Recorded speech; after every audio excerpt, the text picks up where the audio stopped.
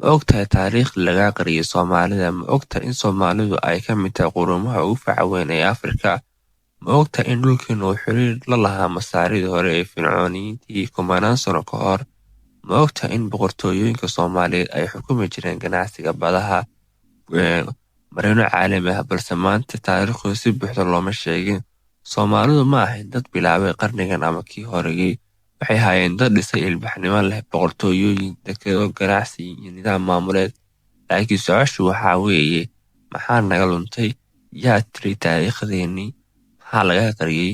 Fiidiyowga waxaan ku eegi doonaa sidee ay Soomaalidu ay ku bilaabatay, waa maxay dhulkii la oran jiray Bunti, boqortooyooyinkii yaa jiray, maxay Masar iyo Yurub iyo quwadaha kale ay u daneynayeen dhulkeena Soomaalida, taariikhdii ay naga luntay, midee weli nool.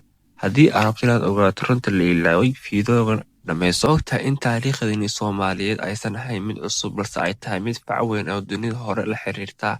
Soomaalidu waa dad ka mid ah quruumaha ugu da'da weyn Afrika ee ku nool Geeska Afrika kumanaan sano ka hor inta aanan jirin dalal badan oo maanta la yaqaano. Dhulkan maanta Soomaaliya ay u naqaano ma ahayn meel cidla ah, balse wuxuu ahaa dhul leh ganacsi, badmaaxadeed iyo ilbaxnimo soo jireen ah. Qoraaladii Masaaridii hore ayaa xusay dhul lagu magacaabo Bunti, dhul ay Masar ay u arki jirtay meel barwaaqo ah oo laga helo fooxa, malmal, dahab iyo xoolo. Safaro badeed ay Masar ay ku imaan jirtay waxayna ku soo xiran jireen xeebaha Geeska Afrika. Cilmi baarayaal badan waxay aaminsan yihiin in Bunti uu ahaa dhulka maanta Soomaaliya ka mid ah. Taasi waxay muujinaysaa in Soomaaliya ay xiriir caalami ah la lahaayeen xilli dunida inteeda kale ay weli bilow ahayd.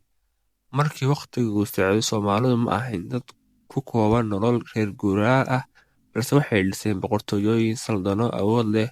Boqortooyadii Ajuuraan waxay maamuli jirtay webiyo waaweyn, waxayna dhistay biyo-xireen, qalcado iyo nidaam maamul oo adag. Waxayna xakameyn jirtay ganacsiga gudaha iyo kan dibadda gaar ahaan.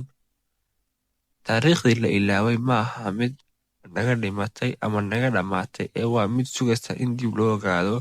Marka aan barano wixii aan ahayn, ayaa si dhab ah u fahmi karnaa cidda aan nahay iyo halka aan u soconno. Ha hilmaamin mudane, nagu soo biir. Waxaad helaysaa muuqaallo, dhacdooyin iyo xiisooyin badan.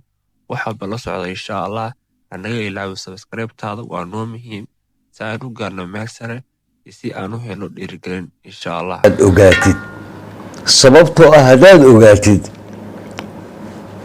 ogaatid ceebahoodii ayaa soo baxaya. nimanka kan ee maaragtay manaahijta iyo waxyaabaha soo sameeya, taariikhda aad soo sameeya ee dugsiyada aad ku qaadataan ama jaamacadaha aad ku qaadataan, ayaga waxay yidhaahdaan hebel baan ka soo xignay, referency magaciisi ibnu batuuta, referency maxay lofontaine, referency maxay waxaad ogaataa kow inaad tahay asalkii aadanaha. waanigii hore idinkaga soo sheekeeyey aan idiin dheeri DNA-yada adduunka markii lasoo ururiyey ee laba ayna